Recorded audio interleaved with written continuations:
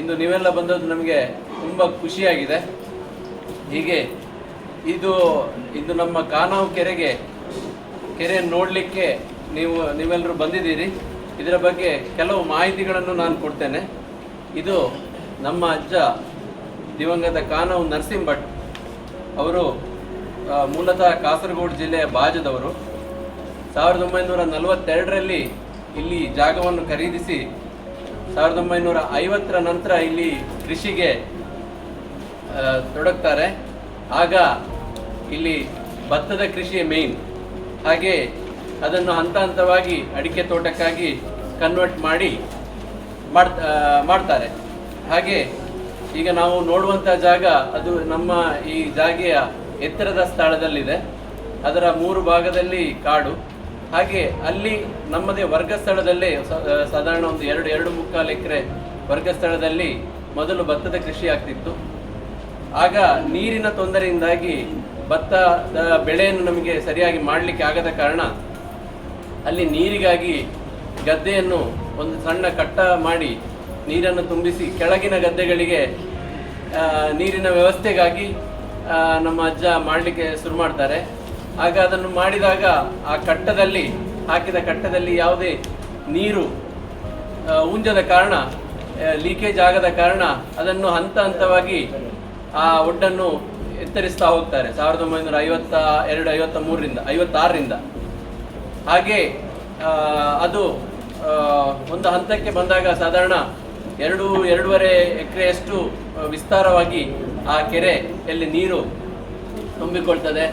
ಹಾಗೆ ಅದರಿಂದಾಗಿ ಸಾಧಾರಣ ಅದು ಕೆರೆ 600 ಫೀಟ್ ಉದ್ದ, 220 ಅಗಲ, ಹಾಗೆ ಒಂದು 30 ಫೀಟ್ ಗುಂಡಿ ಉಂಟದು, ಆಳ ಉಂಟು ಮಧ್ಯಭಾಗದಲ್ಲಿ. ಅದು ಹೀಗೆ ಬರ್ತದೆ. ಹಾಗೆ 1972ರಲ್ಲಿ ಒಮ್ಮೆ ಅದು ಒಡ್ಡು ಕಡಿದು ಹೋಗಿ ಸುಮಾರು ನಷ್ಟ ಆಯಿತು. ಆದರೆ ನಮ್ಮ ಅಜ್ಜ ಅದರಿಂದ ಧೃತಿಗೆಡಲಿಲ್ಲ. ಆಗ ನಮ್ಮ ತಂದೆ ಕಾನಾವು ಗೋಪಾಲಕೃಷ್ಣ ಭಟ್ ಅವರ ಒಟ್ಟಿಗೆ ಇದ್ದರು. ಹಾಗೆ ಮರು ವರ್ಷವೇ ಅದರ ಪುನರ್ನಿರ್ಮಾಣ ಮಾಡಲಾಯಿತು. ವಿಶೇಷ ಅಂತ ಹೇಳಿದರೆ ಈ ಇಡೀ ಒಡ್ಡನ್ನು ಮಣ್ಣಿನಲ್ಲೇ ಕಟ್ಟಿತ್ತು. ಇಲ್ಲಿ ಆಗ ಸುಮಾರು 50-60ಕ್ಕೂ ಹೆಚ್ಚು ಕೆಲಸದವರು ಯಾವಾಗಲೂ ಅಲ್ಲಿ ಕಟ್ಟ ಮಾಡಲಿಕ್ಕೆ ಇಲ್ಲಿ ಸೇರ್ತಾ ಇದ್ರು ಊರಿನವರೆಲ್ಲ.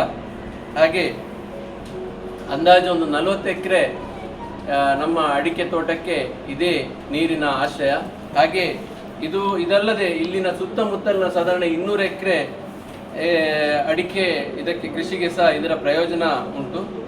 ಹಾಗೆ ಈ ಕೆರೆಯ ಕಟ್ಟ ಎತ್ತರ ಆಗುತ್ತಾ ಹೋದಂತೆ ನಮ್ಮ ಊರಿನ ಸುತ್ತಮುತ್ತಲಿನ ನೀರಿನ ಆಶ್ರಯದಲ್ಲಿ ನೀರು ಹೆಚ್ಚೆಚ್ಚು ಆಗಿ ಅದು ಇಲ್ಲೆಲ್ಲ ಸುತ್ತಮುತ್ತಲು ನಮ್ಮ ಕಾನಾವು ಕೆರೆ ಅಂತ ಹೇಳಿದರೆ ತುಂಬ ಪ್ರಸಿದ್ಧಿ. ಅಂದರೆ ತುಂಬ ಜನ ಇಲ್ಲಿಗೆ ಬಂದು ವೀಕ್ಷಣೆ ಮಾಡಿ ಹೋಗ್ತಾ ಇದ್ರು. ಇಲ್ಲಿಗೆ ಭೇಟಿ ನೀಡಿದ್ದ ನಮ್ಮ ಹೊಸನಗರ ಶ್ರೀ ರಾಮಚಂದ್ರಾಪುರ ಮಠದ ಶ್ರೀ ರಾಘವೇಶ್ವರ ಭಾರತಿಯವರು ಇದರ ಕೆರೆಯನ್ನು ನೋಡಿ, ಅಲ್ಲಿಯ ಪ್ರಕೃತಿಯನ್ನು ಸೌಂದರ್ಯವನ್ನು ನೋಡಿ ನಮ್ಮ ಕೆರೆಗೆ ಮಾನಸ ಸರೋವರ ಅಂತಲೂ 2004ರಲ್ಲಿ ಅವರು ಬಂದಾಗ ಹೆಸರಿಟ್ಟಿದ್ದರು. 1984ರಲ್ಲಿ ನಮ್ಮ ಅಜ್ಜ ದೈವಾಧೀನರಾದ ನಂತರ ನನ್ನ ತಂದೆ ಕಾನಾವು ಗೋಪಾಲಕೃಷ್ಣ ಭಟ್ ಹಾಗೂ ಅವರ ತಮ್ಮ ಸಹೋದರ ಕಾನಾವು ತಿರುಮಲೇಶ್ವರ ಭಟ್ ಅವರು ಇನ್ನೊಂದು ಮನೆ ಇಲ್ಲೇ ಕೆಳಗಡೆ.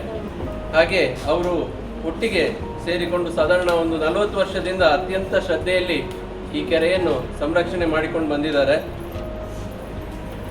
ಮತ್ತೆ ಅವರಿಗೆ ಹೀಗೆ ಇಲ್ಲಿ ಬಂದು ಕೆರೆಯನ್ನು ವೀಕ್ಷಣೆ ಮಾಡಿ ಈ ನೀರಿನ ಬಗ್ಗೆ, ನೀರಿನ ಜಲ ಸಂರಕ್ಷಣೆಯ ಬಗ್ಗೆ ಮಾತಾಡೋದು ಅಂತ ಹೇಳಿದರೆ ನಮ್ಮ ತಂದೆಗೆ ಭಾರಿ ತುಂಬ ಇಷ್ಟದ ಕೆಲಸ.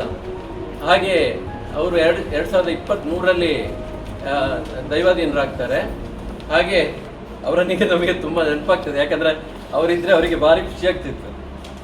ಹಾಗೆ ಈಗ 3ನೇ ತಲೆಮಾರಿನವರು ನಾನು ಡಾಕ್ಟರ್ ನರಸಿಂಹ ಶರ್ಮಾ.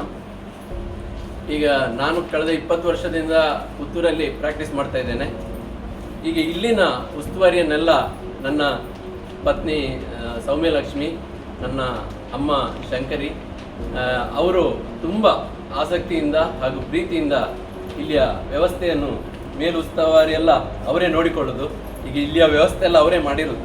ಇಲ್ಲಿ ಈಗ ನೀವು ಅಲ್ಲಿ ಕೆರೆ ಹತ್ರ ಹೋಗ್ತೀರಿ, ಹಾಗೆ ನಮಗೆ ಇಲ್ಲಿ ಹೆಲ್ಪ್ ಮಾಡಲಿಕ್ಕೆ ಇಲ್ಲಿ ಒಬ್ಬರು ಉದಯ್ ಕುಮಾರ್ ಅಂತ ಇದ್ದಾರೆ, ಅವರು ಸಹ ನಮ್ಮ ಕೃಷಿ ಚಟುವಟಿಕೆಯಲ್ಲಿ ನಮಗೆ ಹೆಲ್ಪ್ ಮಾಡ್ತಾರೆ. ಹಾಗೆ ಇಲ್ಲೆಲ್ಲ ನಮ್ಮ ಕೆಲಸದವರೆಲ್ಲ ತುಂಬ ಪ್ರೀತಿಯಲ್ಲಿ ನಮಗೆ ಸಹಕಾರ ಕೊಟ್ಟ ಕಾರಣ ಚಂದದಲ್ಲಿ ನಡೀತಾ ಉಂಟು.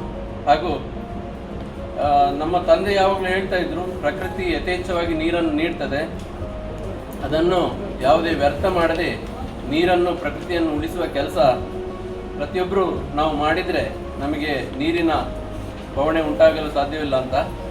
ಹಾಗೆ ಇಂದು ನೀವು ಬಂದು ನಮ್ಮ ಕೆರೆಯನ್ನು ನೋಡಿ, ನಮ್ಮ ಇಲ್ಲಿ ಬಂದು ನಿಮಗೆ ತುಂಬ ಸಂತೋಷ ಆಗ್ತದೆ ಅಂತ ಹೇಳೋ ಭಾವನೆ ನಮ್ಮದು.